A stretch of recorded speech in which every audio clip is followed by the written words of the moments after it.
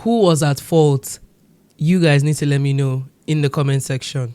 So I just finished watching this very thought-provoking series called Desperate Lies. But hold up. First of all, if you have not seen Desperate Lies, you shouldn't be here. If you have seen Desperate Lies, you need to be here. We need to have this discussion. My mind is literally all over the place. A woman caught her husband cheating. Her husband cheated on her. She caught him. He vex. Don't be saying no vex. And after she confronted him, he walked out on her. She's been trying to get pregnant for a very long time, okay? And it wasn't working with her partner. And she decided to, go out, get a breather, just unwind. Now she gets to this bar and she meets her best friend and her best friend's brother, who somehow happen to be close friends, family, but unknown to her. The human being that she's referring to as family friend drugged her and sexually abused her. She heard her husband was in a hospital, he had an accident and whatnot. And she decided to go and see him. And he said, my wife, forgive me. Please, let's put it behind us. Let's start afresh. Let's move on. She forgave. And he said that they should start afresh. Now she gets sexually abused. And she later has sexual intercourse, consensual sexual intercourse with her partner. Tell me why now that they have decided to try again, she now realized that she got pregnant. She went to the hospital to go and check. People of God. This woman realized that she's pregnant with twins. Ejima, a whole ejima for two different men. An anomaly that these white people, Netflix people want to, my blood is boiling. They went to go and look for a big name called heteropaternal superfecundation. In layman's terms, where someone or a woman can get pregnant for twins by two different fathers. Hey, Chineke, shoot me. She finds this out, tells her husband that she was sexually abused. Tell me why the husband is not asking the right questions like who did it and whatnot, but he's upset with her that she cheated. And now auntie is like, okay, how about you forgive me and let's move on. The same way I forgave you for doing your own. Do you know what her husband said? God forgives.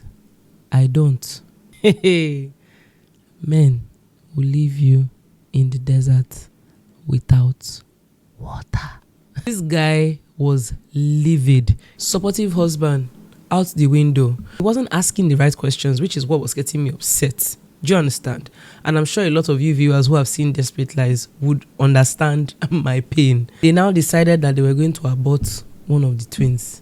But unfortunately, you cannot abort one without hurting the other one. Impossible. So she decides to carry this child, or the twins rather, to full term. In the process, she had to look for a family who was willing to adopt the other because she didn't even want to think about it. She didn't want to see the other kid. She didn't even want to know. Don't tell her nothing. So long as she was sexually abused and she doesn't want to relieve that pain every time by having to look at this child, it was no. Now she carried the kids to full term and she gave birth. Tell me why her husband went to go and carry one of the children, obviously the one that was not his own, and go and give to the people without telling his wife. She finds out that her husband has done this and went straight to go and meet auntie and uncle and told them, Beleo, I'm sorry for any inconveniences caused, but I cannot live without my child, and this one cannot live without the brother. It's not possible.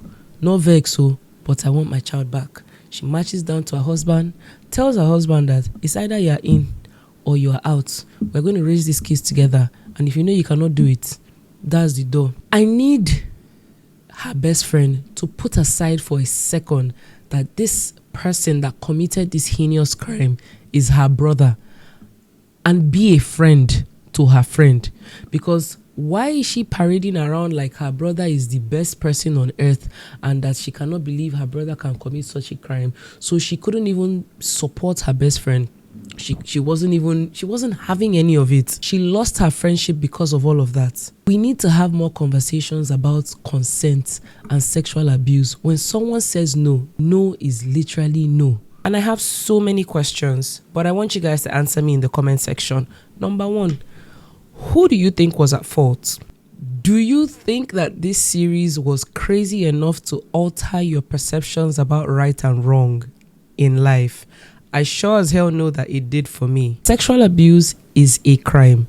Drugging someone just to have sex with them is even a more bigger crime. We need to have these conversations, but I don't want to spoil this for you guys. No, not on my watch, but you guys need to go and see Desperate Lies. If you haven't seen it, please come back here and drop all your questions or drop what you think, your opinions, everything in the comment section. I'll see you in the next episode. This is Mindful Musings. Hasta la vista.